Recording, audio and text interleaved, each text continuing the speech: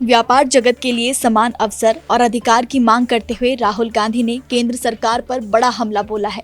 उनका मानना है कि ईस्ट इंडिया कंपनी भले ही 150 साल पहले खत्म हो गई हो, लेकिन उसने जो डर पैदा किया था वो आज फिर से दिखाई देने लगा है। एक मीडिया संस्थान के लिए लिखे लेख में राहुल गांधी ने कहा, ईस्ट इंडिया कंपनी भले ही सैकड़ों साल पहले खत्म हो गई हो, लेकिन उसने जो डर पैदा किया था वो आज फिर से दिखाई देने लगा है। एकाधिकारवादियों यानी कि मोनोपोलिस्ट की एक नई पीढ़ी ने इसकी जगह ले ली है। परिणाम स्वरूप जहां भारत में असमानता और अन्याय बढ़ता जा रहा है, वहीं ये वर्ग अकूत धन जमा करने में लगा है। ईस्ट इंडिया कंपनी ने अपनी व्यापारिक ताकत के दम पर नहीं, बल्कि भारत पर नियंत्रण कर देश को गुलाम बनाया था। ईस्ट इंडिया कंपनी द्वारा भारत को गुलाम बनाने की बात पर राहुल गांधी ने कहा कि ईस्ट इंडिया कंपनी ने देश की बैंकिंग व्यवस्था, प्रशासन पर नियंत्रण कर हमें गुलाम बनाया है। ईस्ट इंडिया कंपनी ने हमारे देश के राजाओं और नवाबों के साथ साझेदारी की, उन्हें रिश्वत देकर या फिर डरा धमका कर इस देश पर नियंत्रण किया। उन्होंने हमारे देश के बैंकिंग, प्रशासनिक और सूचना तंत्र पर नियंत्रण किया। हम किसी भी देश से अपनी आज़ादी नहीं हारे, बल्कि हमें एक एकाधिकार निगम ने हराया है और फिर दमनकारी तंत्र चलाया। अब मूल ईस्ट इंडिया कंपनी तो खत्म हो गई है, लेकिन अब उसकी जगह एकाधिकारवादियों की नई नस्ल ने ले ली है। राहुल गांधी के इस लेख को केंद्र सरकार पर हमला माना जा रहा है, तो वहीं एकाधिकारवादी की ओर इशारा करते हुए राहुल ने सरकार को भी घेरने का काम किया है।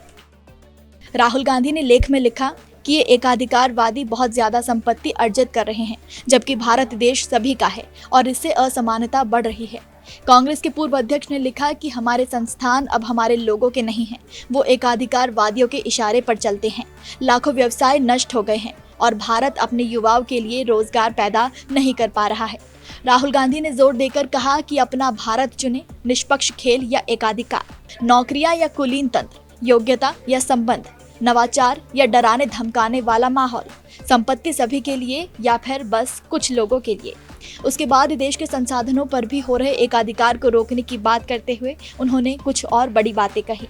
उन्होंने कहा, भारत माता अपने सभी बच्चों की माँ है। उनके संसाधनों और सत्ता पर कुछ लोगों का एकाधिकार भारत माँ को चोट पहुंचाता है। मैं जानता हूं कि भारत के सैकड़ों प्रतिभाशाली कारोबारी एकाधिकारवादियों से डरते हैं।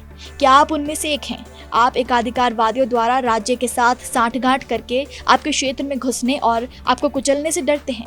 आयकर, सीबीआई या ईडीआई के छापों से डरते हैं, जो आपको अपना व्यवसाय उन्हें बेचने के लिए मजबूर करेंगे। वो आपको हराने के लिए खेल के नियमों को बीच में ही बदल देंगे।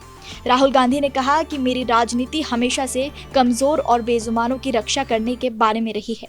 मैं गांधी जी के उन शब्दों से प्रेरणा लेता हूं जिसमें उन्होंने कहा था कि पंक्ति में खड़े आखिरी व्यक्ति की रक्षा करनी चाहिए। इस दृढ़ विश्वास ने मुझे मनरेगा, भोजन का अधिकार और भूमि अधिग्रहण विधेयक का समर्थन करने के लिए प्रेरित किया। मैं आदिवासियों के साथ खड़ा रहा। राहुल गांधी के इस लेख को केंद्र सरकार पर हमला माना जा रहा है। उन्हें अक्सर सरकार पर कुछ पूंजीपतियों का समर्थन करने का भी आरोप लगाते हुए देखा गया है। नमस्कार, मैं हूं मानक गुप्ता।